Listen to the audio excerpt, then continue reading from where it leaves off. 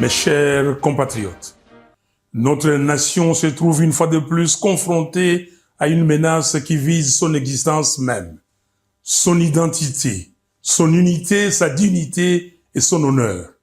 C'est pourquoi je prends la parole aujourd'hui pour rappeler avec la plus grande fermeté une vérité inaltérable.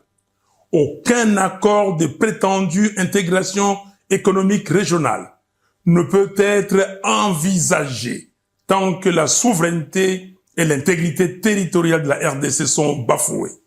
Comment peut-on parler de coopération lorsque les forces rwandaises et ougandaises occupent nos terres, exploitent nos ressources et provoquent les déplacements, la mort et la souffrance de nos concitoyens?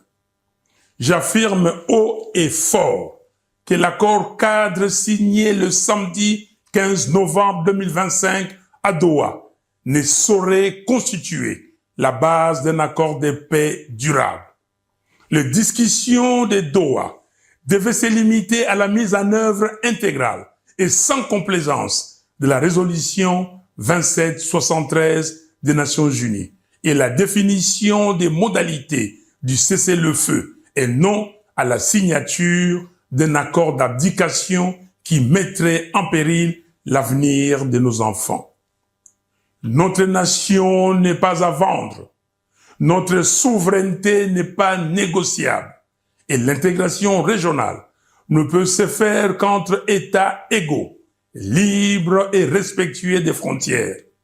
Aucune pression ne doit primer sur la sécurité du Congo. Aucune manœuvre ne doit détourner notre marche vers la cohésion nationale. Ainsi, j'en appelle à M.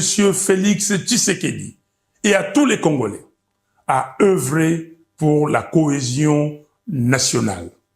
Une cohésion véritable qui ne peut naître que d'un dialogue national inclusif.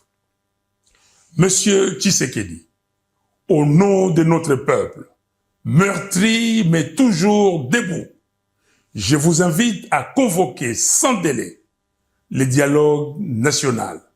Sinon, l'histoire vous tiendra responsable de la balkanisation du Congo avec messieurs Kagame et Kabila. Aucun accord extérieur ne saurait précéder la réconciliation des enfants du Congo rassemblés pour proclamer d'une seule voix la cohésion nationale. Peuple congolais, c'est maintenant que se joue notre avenir.